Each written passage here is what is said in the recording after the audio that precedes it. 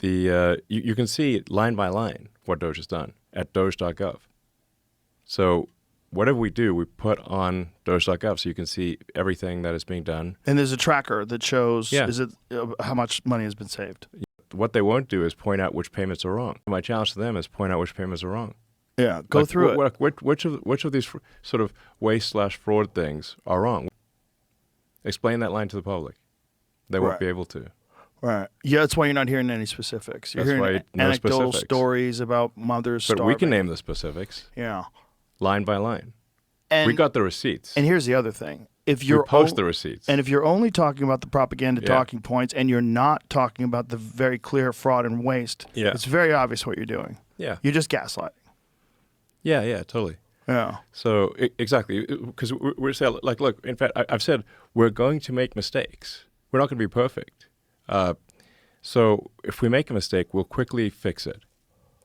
So we'll we need to act fast. So stop wasting billions of dollars of taxpayer money. But if we make a mistake, we'll reverse it quickly. Right. And, so.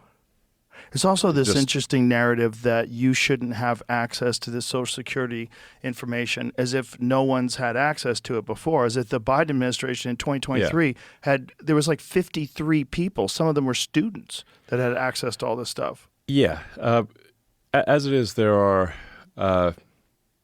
tens of thousands of federal employees that have access to, already to the system. Anyone from Doge has to go through the same vetting process that those federal employees went through. So it's not like some unvetted random situation. If, for example, there's a security clearance needed, the Doge person has to have that same security clearance. So there's no reduction in security. But I mean, obviously the vast numbers of Social Security numbers have leaked onto the internet. People have hacked the government systems multiple times. Vast amounts of public information has been hacked and dumped onto the internet. So, there's a guy at the IRS that leaked 500,000 tax returns just a few years ago. On purpose? Yeah. For what reason?